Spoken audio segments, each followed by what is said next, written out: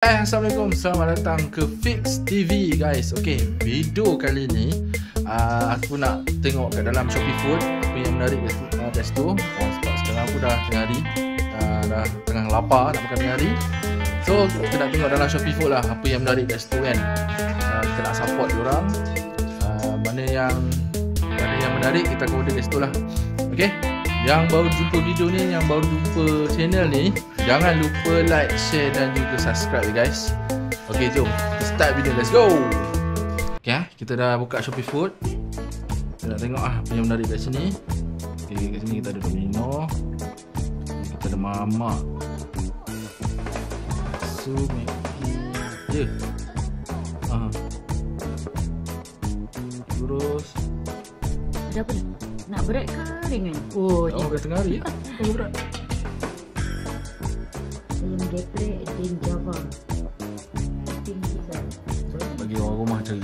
Kalau kita cari janam. Ayam potong. Oh, ayam yang macam gitu kan? Yang potong dia kan. Tapi nanti dah dapat yang isi. Kita try.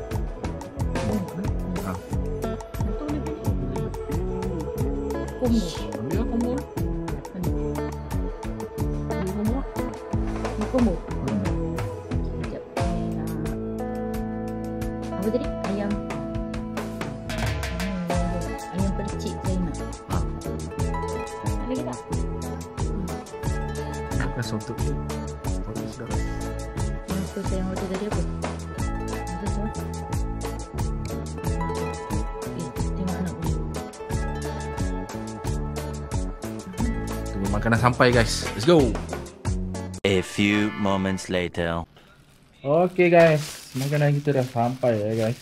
Jom kita tengok dalam deh. Cheese. Ada air kat sini.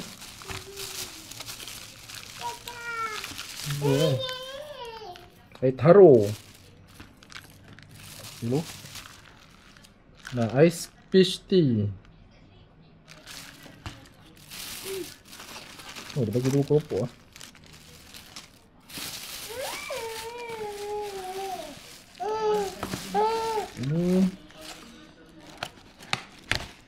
Ini ayam. Ni apa ni? Oh, nasi. Nasi ayam. Ayam bertemu. Ya, nasi ayam tumbuk.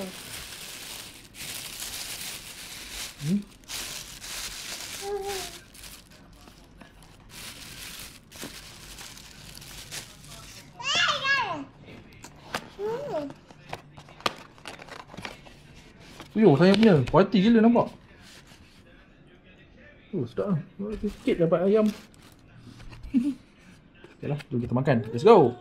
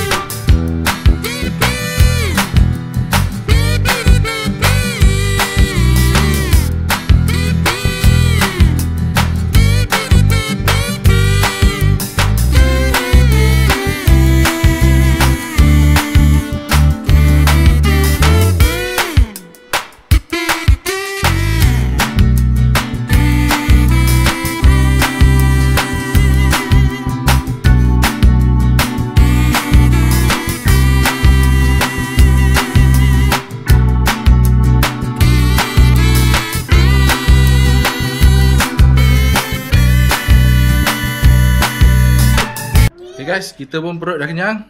Kita berjumpa lagi next video. Assalamualaikum. Bye bye.